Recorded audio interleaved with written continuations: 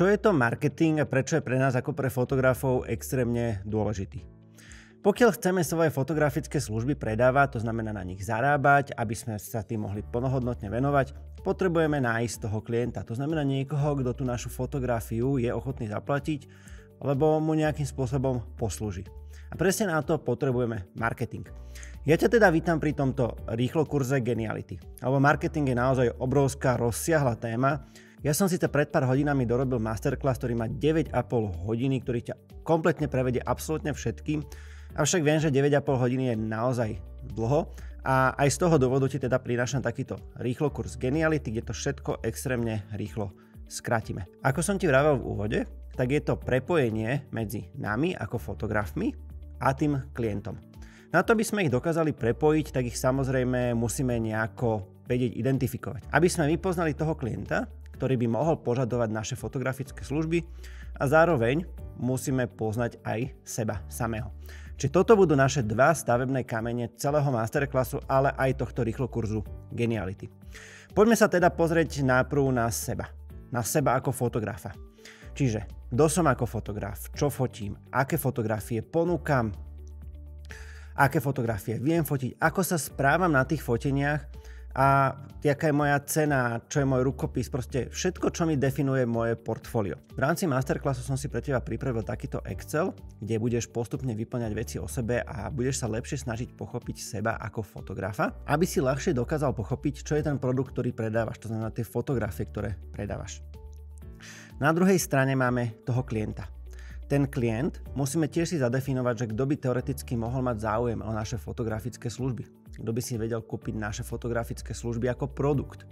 To znamená, kto je môj klient, kto potrebuje moje fotografické služby, aké sú jeho očakávania, teda či je schopný za to zaplatiť. A z toho mi samozrejme vo výsledku vypadne môj ideálny klient, respektíve môj reálny klient. Lebo rozdiel medzi tým reálnym a ideálnym klientom je veľmi jednoduchý. Ten ideálny klient je ten, ktorý je ochotný zaplatiť akúkoľvek cenu za naše služby. Čo sa však nie vždycky úplne zhoduje a preto musíme mať aj toho reálneho klienta. Veľmi dôležitá súčasť toho spoznania klienta je to spoznať, aké sú jeho potreby. To znamená, kedy vzniká u klienta potreba, aby dostal od teba fotografie. Je to veľmi podobné, ako keď máš hlad a ty prídeš do obchodu a rozhodneš sa, že si kúpiš tyčinky. Tvoja základná potreba je to, že máš hlad, ktorý potrebuješ naplniť. To znamená niečo sa najesť, aby si proste nebol hladný. A to isté musíš brať aj klienta. U klienta vznikla potreba, že potrebuje fotografie a teda hľadá spôsob, ako naplniť svoju potrebu. Kým u tyčinkách ty prídeš, máš nejaké skúsenosti, máš nejaký brand, ktorý ti vyhovuje, musíš ich vyskúšať, ale na konci dňa sa rozhoduješ, či chceš vegánsku alebo čo ja viem probiotickú.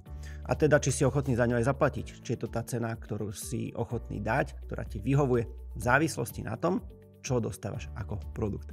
Pri tých tyčinkách je to trošku zložitejšie, lebo najprv si ich musel ochutnať. My ako fotografi máme obrovskú výhodu a to je to, že naše dielo alebo tú našu službu rovno vidia.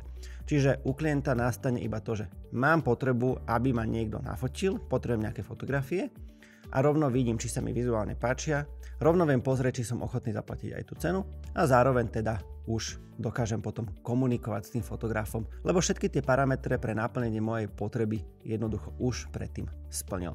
Čiže to je vlastne marketing, ako týchto dvoch ľudí prepojiť. Všeobecne marketing rozdeľujeme do dvoch kategórií a to je ten neplatený marketing a ten platený marketing. Platený marketing, už asi vieš, čo to je. Sú to všelijaké Google Ads, Meta Ads, to znamená Facebook, Instagram, LinkedIn.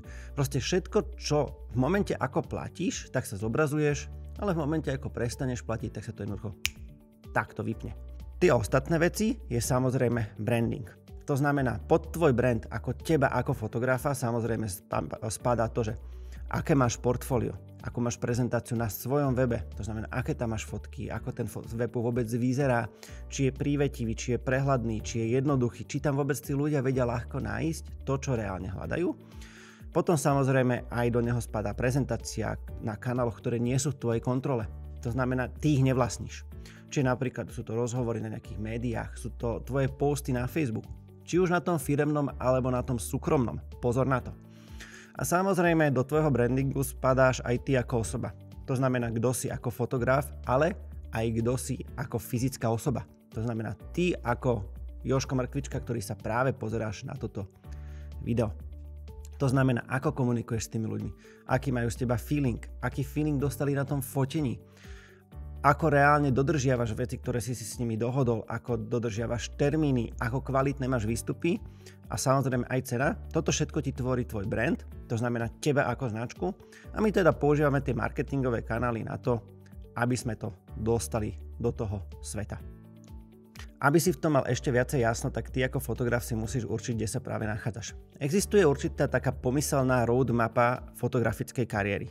Niekde od úplných začiatkov až po ten profi segment. Sú tam jednotlivé úrovne medzi tým a tam si ty dokážeš určiť jedna vec, kde sa nachádzaš, ale aj kto sú potenciálne tvoji klienti. To znamená, na začiatku, vo svojich úplne fotografických začiatkoch, samozrejme nikto nebude mať záujem o tvoje fotografické služby, lebo sa učíš, lebo si iba novým majiteľom fotoaparátu. Ale ako náhle už budeš mať nejaký začiatok výberu svojho zamerania, to znamená, už zistíš, čo ťa baví, už absolvuješ svoje prvé TFPčka, už absolvuješ svoje prvé workshopy, že sa začneš vzdelávať, tak tým sa jedna vec skvalitňuje tvoje portfólio, ale už začínajú prichádzať prví klienti. Prví klienti väčšinou prichádzajú z radou kamarátov, následne prvé referencie od kamarátov, prvé odporúčania a v zásade postupne sa dokážeš presunúť do toho, že už dostávaš žiadosti o fotenia a dostávaš sa k nejakým pravidelnejším zákazkám, aby si vedel ísť aspoň na part-time. Túto roadmapu musíš pochopiť preto, aby si vedel, kde sa nachádzaš ty ako fotograf a kde sa nachádza tvoj klient.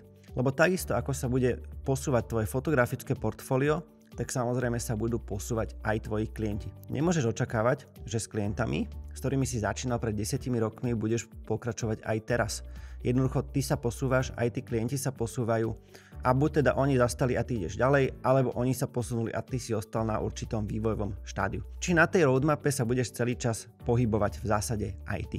V rámci masterclassu som s tebou vytvoril takéto alter ego nášho Pixel Geniusa. To je náš AIčkový fotograf, ktorého sme si vytvorili, aby sme ti to dokázali ešte ľahšie priblížiť.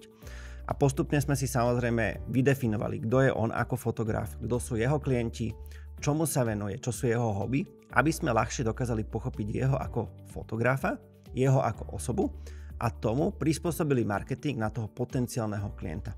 My sme si teda vytvorili komplet celé jeho onlineové portfólio, to znamená celú jeho web stránku, kde sme si ukázali základné chyby, základné veci, ktoré by mala obsahovať tá web stránka.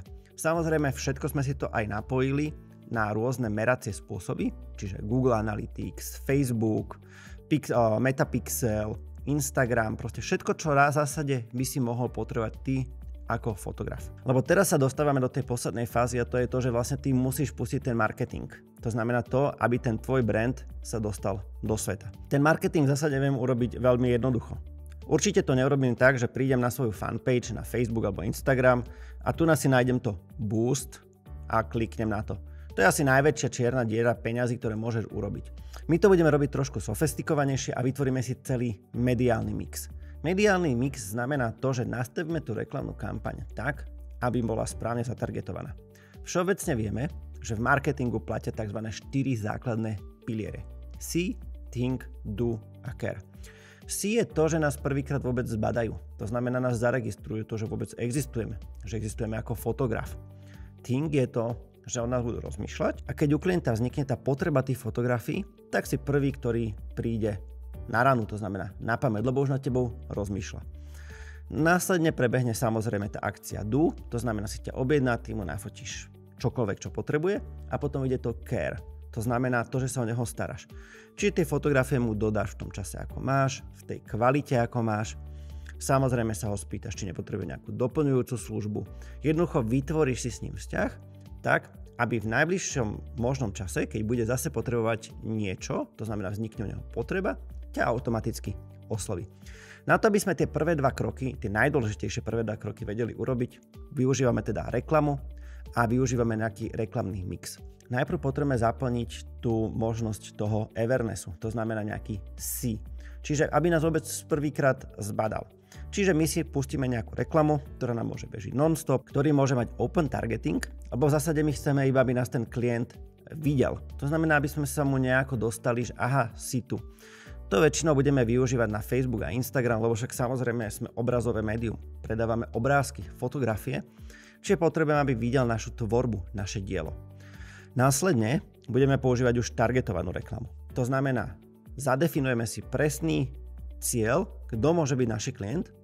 Pustíme to už iba v období, kedy budú bookingy, čiže v našom prípade, ako sme si tvorili toho Pixel Geniusa, ktorý je svadobný fotograf, tak bookingy väčšinou prebiehajú pol roka až rok predtým. Čiže keď je svadba v lete, tak je veľká pravdepodobnosť, že niekto ma bude bookovať od nejakého septembra približne do mája.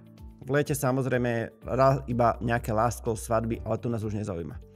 Tam si zadefinujeme svojho reálneho a ideálneho klienta na základe toho, čo ti vzniklo vlastne v tej tabuľke, kde spoznávaš svojho klienta, to znamená, kto by mohol byť tvoj potenciálny a reálny klient. A komunikujeme to samozrejme na platformách, ktoré on potrebuje, to znamená, ktoré využíva. A vieme, že snúbenci budú teda primárne v tej fáze toho thinku buď vyhľadávať Google, alebo budú využívať obrazové platformy, to znamená Facebook, respektíve Instagram.